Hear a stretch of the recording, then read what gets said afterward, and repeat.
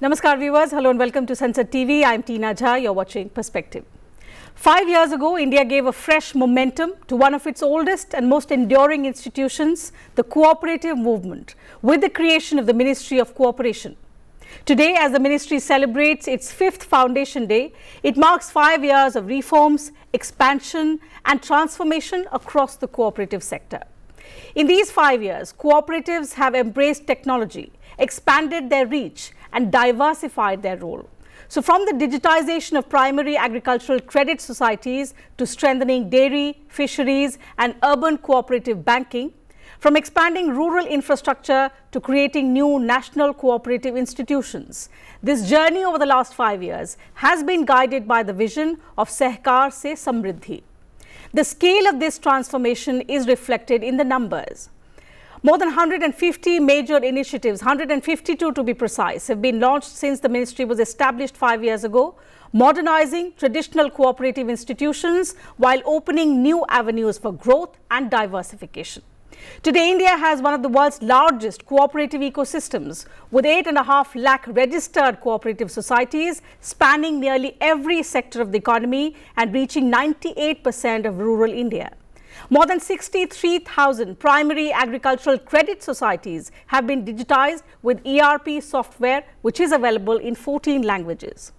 Meanwhile, Bharat Taxi is taking the cooperative model into urban mobility with 6.37 lakh registered drivers and over 35 lakh registered customers. So as India moves towards the vision of Viksit Bharat, the cooperative sector is emerging as a powerful engine of inclusive growth, which is empowering the farmers, women, youth and the rural communities. So what has defined this remarkable 5-year journey? Which reforms have made the biggest difference on the ground? Also, what is the next chapter for India's cooperative movement? We'll talk about all of these aspects and more in Perspective today. Joining us, our distinguished guests. Let me welcome Mr. Subhash Gupta. He is Chief Advisor, National Federation of Urban Cooperation Banks and Credit Society. Mr. Gupta, thank you for taking out time, joining us on the program. Next to him is Ms. Anis Joseph Chandra. She's MD, National Cooperative Consumers Federation of India Limited, which is NCCF. Ma'am, thank you for joining us on the program. Welcome to Sansad TV. Joining us virtually is Mr. Jyotindra Mehta. He is Chairman, National Urban Cooperative Finance and Development Cooperation. Mr. Mehta, glad that you could take out time and join us for this conversation on the 5th foundation day of the Ministry of Cooperation. But before we begin the conversation, let's listen in to the Union Minister of Cooperation, Mr. Amit Shah, what he said on the occasion today. मित्रों, आज हम सब के लिए बहुत शुभ दिन है। सहकारिता से जुड़े हुए देश के 30 करोड़ लोग और 8,50,000 से ज्यादा कोऑपरेटिव्स, जिसकी 75 साल से राह देख रही थी, आज से ठीक 5 साल पहले नरेंद्र मोदी जी ने स्वतंत्र सहकारिता मंत्रालय भारत सरकार में प्रस्तापित करने का निर्णय आज के ही दिन किया था। मैं करोड़ों पशुपालक, छोटे किसान और कोऑपरेटिव से जुड़े हुए सहकार की भावना से युक्त सभी प्रकार की कोऑपरेटिव के सभी मेंबरों की ओर से सम्माननीय प्रधानमंत्री जी का आज बहुत साधुवाद और अभिनंदन करना चाहता हूं। Okay, so let's start with the conversation. Ma'am Chandra, let me begin the conversation today with you. Let's first try and understand the kind of transformation that has taken place on the ground. So 5 years ago, when the ministry was set up, the vision was Sahkar Se Samriddhi. As someone who has watched that progress, watched that kind of change happening on the ground, what would you say has been the most defining aspect that has today ushered in a new era in the cooperative sector in the country? Yeah. As you said before, the cooperative movement is one of the most enduring institutions of the country. Yeah. But it was not a unified sector, in the sense that there was no specific ministry which would do the hand holding. There were no clear-cut policy guidelines, etc. So the ministry, with the formation of the ministry 5 years back, under the visionary leadership of our Union Home and Corporation Minister Sri Amit Shah ji, the act, the Multi-State Cooperative Act was amended to ensure that it is tuned to the day-to-day realities of modern businesses, and the model bylaws were enacted for cooperative societies, for PACs, and these model bylaws were adopted by all the states, and now there is uniformity in the working style of the cooperative societies. As you said before, there are 8.5 lakh cooperative societies. You can imagine the confusion and the complications which would arise if each of these societies are following different patterns or different set of rules. So a unified form of procedure which is being adopted by these societies, the same style of functioning through a model bylaw which was enacted, which was adopted by each of these board of directors of these societies, all of which contributed to a harmonized and smooth functioning of the cooperative sector in general, and it has helped in reaching out to the rural masses. It has helped in diversifying the cooperative societies. It has helped the cooperatives to find out what is the core strength and weaknesses which they have, and to focus on their strength, and to also focus on their weaknesses and make sure that those weaknesses are turned into strengths. So these 5 years, for example, in our organization, ours NCCF is an apex consumer retail federation.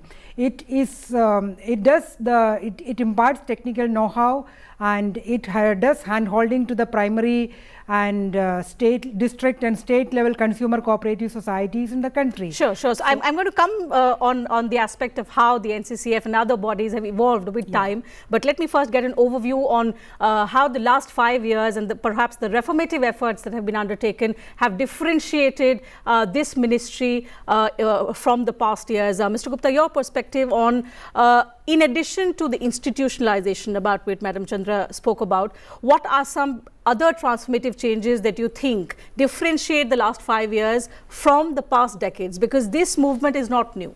Cooperative movement has been one of the oldest movements, but also one of the most enduring ones. But when we look at the last 5 years, what is it that comes to your mind which has brought about this kind of dynamic progress in this sector? The cooperative movement, as you said, is as old as civilization.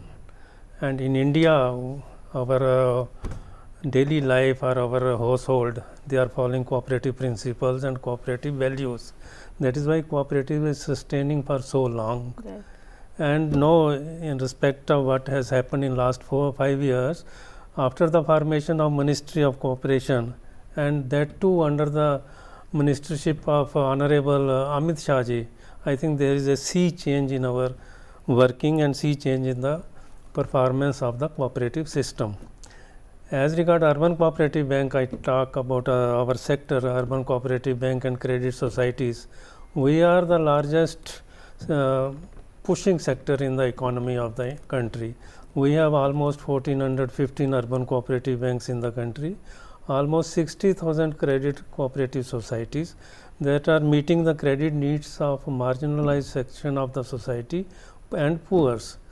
Now with the formation of ministry, lot of things which were held up, which were not there earlier, has been liberalized almost. We are getting lot of support from ministry by way of what was not there earlier. For example, formation of umbrella organization, where Mr. Jyotinder Mehta ji is the president. It is a, you can say, gift from the ministry to the sector. After the formation of this umbrella organization, the sector is growing and is looking upward now. They are providing lot of technology support, and they are providing as technical and other supports to the Urban Cooperative Bank. Urban Cooperative Bank, by latest RBI has given lot of concession because of ministry. For example, branch opening. Now ministry is planning to have one urban cooperative bank in each town of the country or in each place of the country where population is about 2 lakhs. Because they are recognizing the importance of urban cooperative banks. As you must be aware, urban cooperative banks are meeting the credit needs of poor section and middle classes. Absolutely. They've been serving the communities for decades. This is what we're These are aware of. community-based banks. That's right. But what has changed? Let me bring in Mr. Mehta into the conversation as well. What has changed in recent years is the use of technology, Mr. Mehta, the rapid digitization which has helped in expansion of reach. If you could talk to us and our viewers about some of the initiatives like Sahkar CBS and Sahkar Sahyogi, which have been described as part of that big transformation that we are discussing today. How have these initiatives improved the experience of the customers but also of the banks? Ma'am, see, visible change is earlier the cooperative sector was not given due importance. However, we were working in cooperative sector for the upliftment of poor and the women also. But it was not, no due attention was given by any ministry. So after formation of Ministry of Cooperation, now Amit Shah has said that cooperative sector will not be treated as second-grade citizen. So it is, in economy, cooperative sector should be given due importance also. So this is the visible change. Now, so far as Sahkar CBS and Sahkar Samvad, it is kind of a core banking solution to be given international level. Strong, robust core banking solution should be given to the smallest bank. We have, as Mr. Gupta has said, we have 1,480 plus bank, and 70% of them are very small. They are tier 1, less than 100 crore deposit. And they cannot buy technology because technology is very expensive. So umbrella organization, because of the ministry, umbrella organization has been formed, and umbrella is working to give the international level standard CBS solution and robust technology. It is not only the CBS platform, it is with technology. So the kind of bank now, it will be a next generation cooperative bank. It is not as they were doing the business in olden days. Now, this Sahkar Samvad is also AI-driven initiative. If anybody wanted to understand the intricacy of banking, or if they wanted to understand the latest Reserve Bank of India's regulation, they can go to Sahkar Samvad and they can get the idea what actually regulators, RBI and others, they really wanted to do. So it is like 100% foolproof compliance. So a lot of transparency is there. In earlier days, there were less transparency, and now it is because of this technology-driven environment which is created by ministry. It is That's now right. So 100% transparency and efficiency are two aspects which have gathered pace over the last 5 years. Can we say then, Mr. Mehta, that in the wake of these efforts and in the wake of the acceleration of these initiatives by the Ministry of Cooperation of the last 5 years, the public perception about the urban cooperative banks have changed, and that it has increased public confidence in these institutions?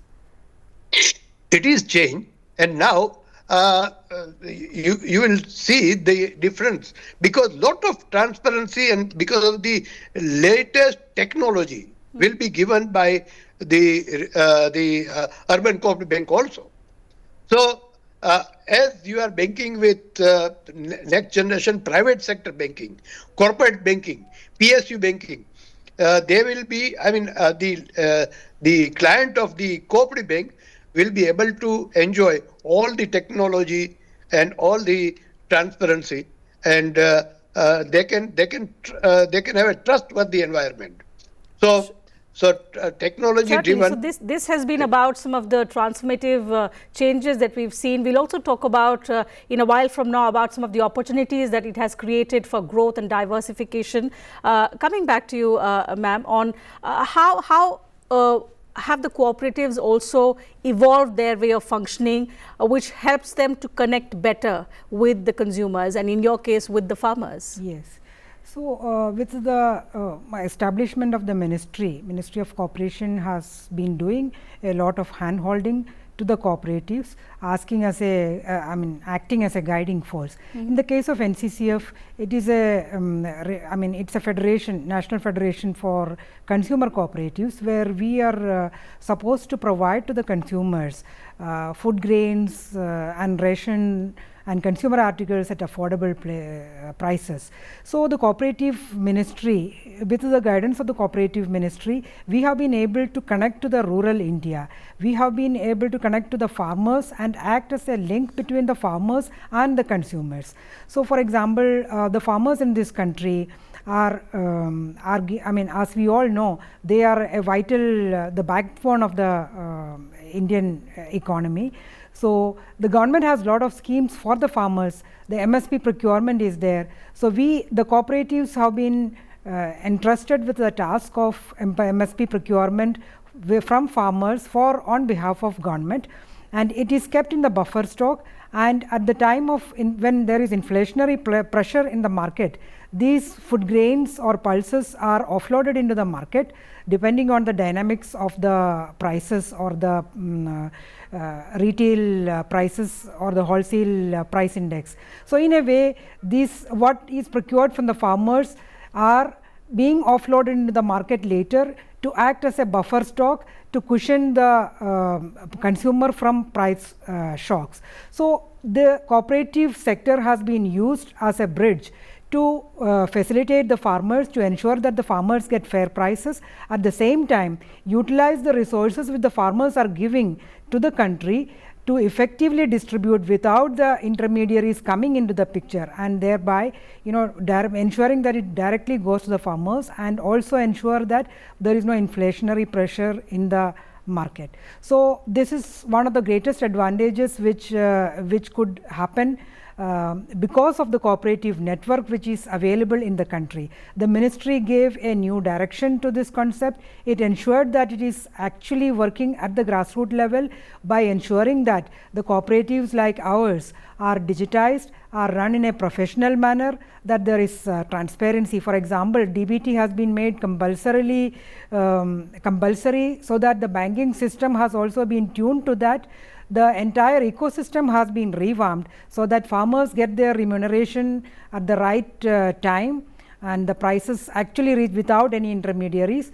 And thereafter, once the buffer stock is there, that gives a cushion for the government to act whenever there is a crisis. For example, the recent West Asia crisis, there are apprehensions that the prices may go up, or if there is a weather vagary and if there is a drought-like situation or a flood-like situation, things can go wrong, because ours is an agrarian economy which depends a lot on the weather conditions. So, in such situations, the cooperative sector, the network of the cooperative sector can act as a force to ensure that the resources which are available with the country are evenly distributed through the cooperative network. And the profit which we earn from these operations are also being plowed back into the society in one way or other. We offer dividends. Many of the cooperatives, a large number of farmers are part of the cooperatives, so they get bonuses, they get dividends. And in case of our procurement, in the last season when we procured, we ensured that, because this is the International Year of Women Farmers 2026, we ensured that wherever we did pulses procurement, where there is 100% pulses procurement for urad, masoor and tuar, we ensured that there is a bonus of rupees 10,000 each for the women farmers who belong to the SC/ST community in the last season. Since you mentioned Yeah. the women, I have a question on how in the last 5 years we have created more opportunities for women to not just participate but lead. We are now talking about women leading the change towards our Viksit Bharat vision, but that's something that we'll come back to in just a moment. Mr. Gupta, talking about the perception, that was one question that I had for you as well. I forgot to take that up with you after Mr. Mehta. But in terms of public perception, and I ask you that because for a long time, the cooperatives had a perception of being opaque, they were not transparent, and they faced criticism because also for being quite slow in their functioning. Technology has changed that. There have been efforts which have also improved governance, about which we've already spoken about in the program. But how are we also ensuring that the youth of the country becomes interested in the cooperative movement? It's an old movement, it's been an enduring institution, but we need to add momentum to that growth, given that it is going to contribute majorly towards our 2047 goal. So how do we make this movement attractive to the youngsters today? As Mehta Sahab has told you, we have started Sahkar CBS, that is a world standard, and this software we are introducing in all urban cooperative banks so that they become truly digital banks. They can provide mobile banking services as well as net banking services, and this is to attract Generation Z to urban cooperative bank. Urban cooperative bank, as you may be knowing, they are going from generation to generation. First generation is with us, second generation is with us, and now we are attracting next generation with providing technology. And urban cooperative banks are neighborhood bank of choice. This is the title given by Reserve Bank of India Expert Committee, which Mehta Sahab was also heading that committee. Since you mentioned that, yes, I recall, because whenever we talk about the cooperative banks, Mr. Mehta, it said that these banks work with a human touch. So in this changing world, in this digital world, how are you maintaining that feature of the cooperative banks alongside embracing technology? Ma'am, you had already said that lack of confidence was prevailing earlier. Yes. We have passed 100 years. Our banks are 100-year-old. I mean, we have 1,480 banks, but out of that, 500 banks have already, they are in service of the nation since last 100 years. Now we have completed 1 century. Now we are planning for next century, and next century is technology. And technology is, if technology is given, our new generation clients, they want thrill of technology. They wanted to use mobile banking. They wanted to use internet banking. So for that, what we need is high level of security, digital security. So that also we are providing, and now even affordable price. Even smallest bank can afford the technology. That is the crux of this development. But what Mr. Amit Shah has already visualized, that they are working on institutional strengthening. So institutional strengthening comes only out of the tech transparency, and transparency can get through the technology also. So I understand that next gen is also, they will be involved. You just take what next gen wanted. They wanted opportunity of work. So they will get the opportunity in Sahkar Taxi. They are getting the opportunity in Amul, IFCO, CRIPCO. Sahkar Taxi will give employment to lakhs of youth, and that even if you have motorcycle, motorbike, you can have Sahkar Taxi. You have 2-wheeler, 3-wheeler, or 4-wheeler, whatever it is. So this is lot of employment generation. Now this is the way where next gen will be incoming with the cooperative sector. That's right. The larger vision is to unlock the potential of not just these sectors who will contribute towards our 2047 vision, but also to ensure that the youth become part of this change that we are talking about. From the youth to the women, ma'am, I'll come back to you once again. When we talk about this transformative journey, women have been central to success stories in cooperative movements in the past as well. But how do we ensure that now they no longer are just participants, they are leaders of this change? So we, for that there has to be concerted efforts. As I said, we have incentivized the women farmers while we are procuring pulses. Our mission is to ensure that there is self-sufficiency in pulses. Then we want to bring the women folk of this country into the mainstream by encouraging them to come forward. At the same time, that is as far as the procurement is concerned. At the same time, at the retail level, we have been incentivizing women entrepreneurs to come forward and start their own shops. As you would recall, in the last budget, the Union Finance Minister had announced the concept of she-marts, where the business will be entirely managed by women entrepreneurs. So we, through our cooperative network and through our cooperative structure, we are trying to enhance the availability of resources and ensure that the backward logistic help and sourcing of materials which they require at the wholesale level, at the distributor level, etc., is being provided to these women entrepreneurs. For example, in the southern states of Kerala, Tamil Nadu and Karnataka, the concept of she-mart has already started taking shape. So we have adopted around 100 she-marts in the state of Kerala.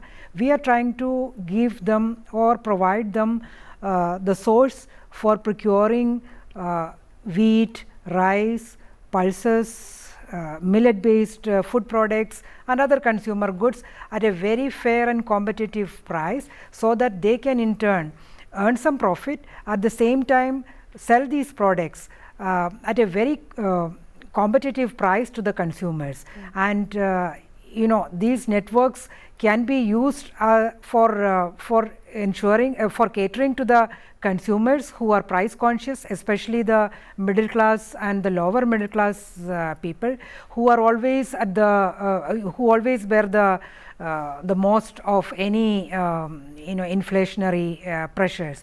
We are also making sure that the self-help groups, the SHGs like Kudumbashrees, then the rural livelihood missions, SRLMs and NRLMs under the Ministry of Rural Development, they all those women who are part of them, there are lakhs and lakhs of women in all these in all the major states who are part of an already established network. We are trying to tap into their resources. They make pickles, they make handicrafts. There are so many cottage industries which are run by these women.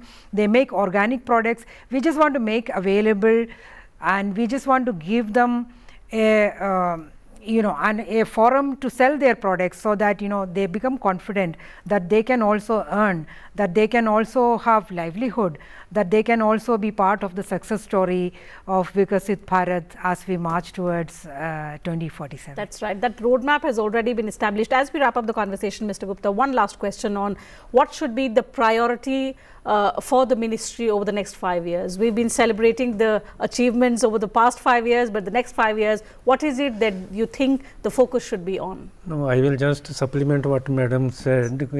Urban banks are the only sector where we have 80 Mahila banks, where banks are run by Mahila, directors are Mahila and members are Mahila, and they are giving innovative type of loans to Mahilas. For example, I tell you one bank in Gwalior, Lakshmi Bai Mahila Cooperative Bank, they have introduced a scheme of financing auto rickshaw only to women, and that has given a new identity to women of the Gwalior, and it is pink rickshaw and pink dress of the drivers also. So this is we are involving Mahila both in decision making process, as multi-state provides 2 Mahila in the board. Plus, we are also encouraging Mahila to organize more of urban banks, more of credit society, so that this 50% population, which has no other avenues for income, they must come into the mainstream, and that is how our dream of Sahkar Se Samriddhi and Viksit Bharat will be achieved if 50% of our Absolutely. population comes That is about empowering the women folk, but also ensuring that they are not just mere participants but leaders in the cooperative sector. Mr. Mehta, one last question on the priority of the Ministry of Cooperation over the next 5 years. Madam, the ministry, when it was started from day one, a very good slogan was given by our Pradhan Mantri, Sahkar Se Samriddhi. So, Sahkar Se Samriddhi means, they have not said, Sahkar Se Vikas nahi kaha hai, Sahkar Se Samriddhi kaha hai. विकास है वो पागल होता है, समृद्धि है वो घर में जाती है, शांति लाती है. आप एक वन तरफा अगर विकास होता है तो बड़े बड़े ब्रिज बनते हैं तो नीचे सोने वाले वहीं रहते हैं. यहाँ समृद्धि है, so everybody, so no inequality in wealth generation, no inequality in income generation. That's right. So inclusive growth as we march towards Viksit Bharat. That's the vision that India and the Indians have laid out for themselves, and this change will take us towards that vision. Time allows us to take up only that much on the program. Thank you once again to all my guests for taking out time, joining us for this very engaging conversation today. To you viewers, thank you very much for your time as well.